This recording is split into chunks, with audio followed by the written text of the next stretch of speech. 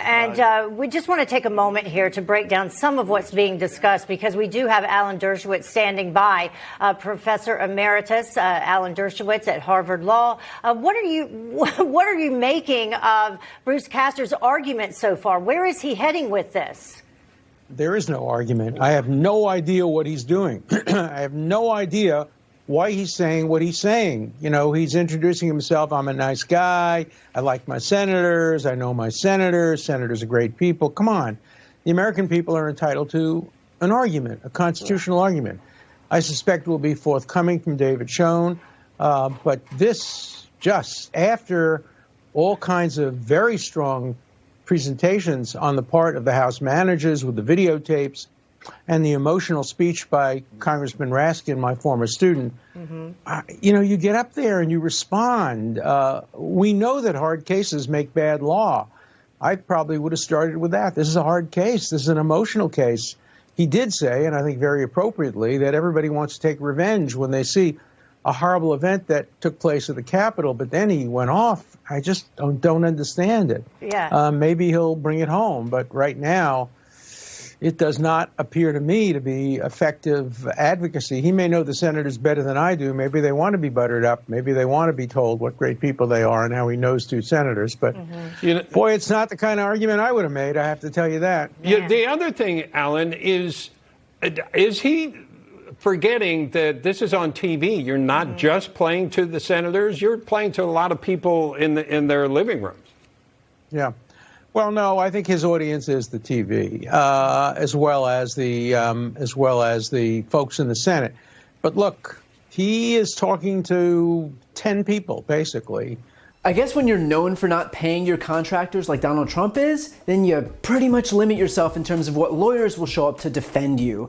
That and the minor issue that they'd be defending someone whose words directly and provably incited an insurrection at the U.S. Capitol, and what you're left with is a legal defense that looks something like this. You ever notice how when you're talking or you hear others talking about you when you're home in your state, they will say, you know, I talked to my senator, or I talked to somebody on the staff of my senator. It's always my senator. Why is it that we say my senator? Each one of them, once there was the vacuum created that the greatest deliberative bodies, the Senate of Greece sitting in Athens, the Senate of Rome, the moment that they devolved into such partisanship, it's not as though they ceased to exist. They ceased to exist as representative democracy. Nebraska, you're going to hear, is quite a judicial thinking place. When I said that Rudy Giuliani is the worst lawyer out there, I might have gotten ahead of myself. And even Republican senators acknowledged this much. Lisa Murkowski said she, quote, couldn't figure out where he was going, spent 45 minutes going somewhere, but I don't think he helped with us better understanding where he was coming from. John Cornyn said, quote, I thought the president's lawyer, the first lawyer, just rambled on and on. I've seen a lot of lawyers and a lot of arguments, and that was not one of the finest I've seen. Susan Collins said she was perplexed by Trump's lawyer, Bruce Castor, who did not seem to make any arguments at all, which was an unusual approach to take. Even Bill Cassidy, one of the Republicans who didn't support Trump's impeachment, joined with Democrats and 5 other Republican colleagues that the trial should move forward and that it was constitutional. He said this. I said I'd be an impartial juror. Anyone listening to those arguments, the House managers were focused, they were organized, they relied upon both precedent, the Constitution, and legal scholars. They made a compelling argument. President Trump's team were disorganized. They did everything they could but to talk about the question at hand. And when they talked about it, they kind of glided over it, almost as if they were embarrassed of their arguments. Now, if I'm an impartial juror, and one side's doing a great job, and the other side's doing a terrible job on the issue at hand, as an impartial juror, I'm going to vote for the side that did the good job. Republicans wanted unity, at least on this issue. It looks like they found it. To sum up the arguments from day one of Trump's Senate trial, where the issue at hand was the constitutionality of the trial itself, Trump's team argued that the Senate had no jurisdiction over the trial since Trump is already out of office. But a few things here. First, Trump was impeached while he was in office. This is a continuation of the process that already started when he was still president. And so pointing to the fact that he's now a private citizen ignores the fact that he wasn't when this impeachment process began. And because he was impeached while he was president, that triggers the jurisdiction of the Senate to then try this impeachment, just as the Senate tries all impeachments. Second, it was actually Senate Republicans who ensured that the trial wouldn't start until after Trump left office, since they controlled the chamber during Trump's term and therefore the scheduling. In other words, Republicans ensured that Trump would no longer be the president when the trial happened by scheduling it for February, and now they're turning around and claiming that the fact that he's already out of office means that he can't be tried.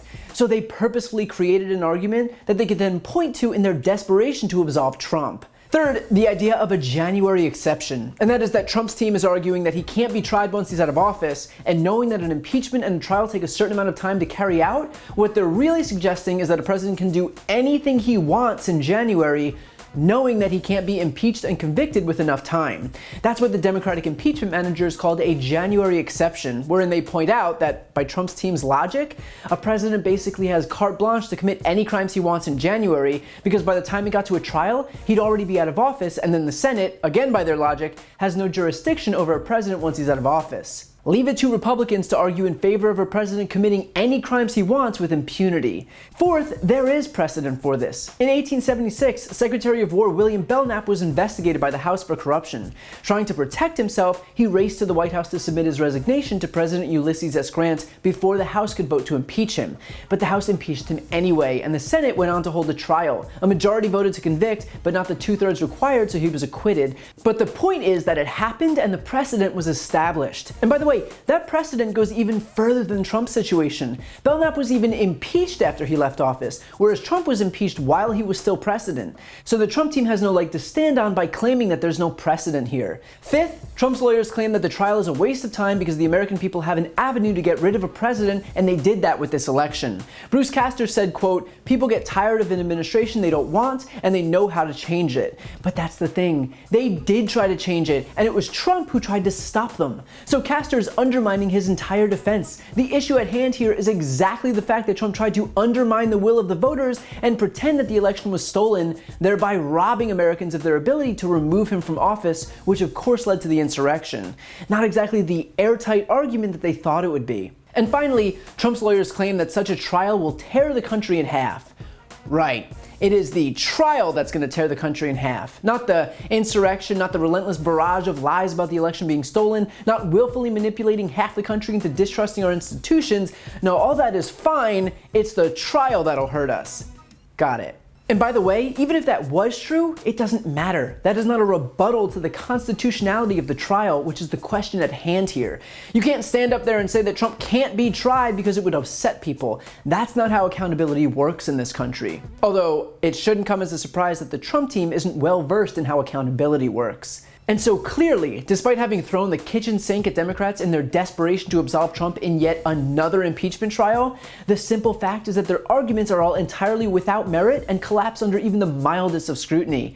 And that's because what's at the core here is an open and shut case, that Donald Trump's words and actions incited an insurrection. And because his attorneys know it's an open and shut case, they want nothing more than to argue on process instead of the merits. And in their defense, I wouldn't want to argue on the merits of this case either if I was one of Trump's lawyers. But then again, no one forced them to defend him. But by a vote of 56-44, this case was deemed constitutional by the Senate, and it'll move forward, where senators should be able to put their partisanship aside and recognize the danger of absolving a president who just committed the gravest sin in American history, sending a mob that put those very senators' lives at risk. This isn't just about holding Trump accountable, it's about setting a precedent for what we're willing to accept in this country. And a dangerous, murderous mob isn't one of them. While you're here, please check out my podcast, No Lie with Brian Tyler Cohen. I take a deep dive into the top stories of the week, and I also interview major players in the world of politics, like Kamala Harris, Adam Schiff, Nancy Pelosi, Pete Buttigieg, Katie Porter, Al Franken, Cory Booker, Jamie Harrison, Mary Trump, and many more. Again, that's No Lie with Brian Tyler Cohen, available anywhere you listen to podcasts.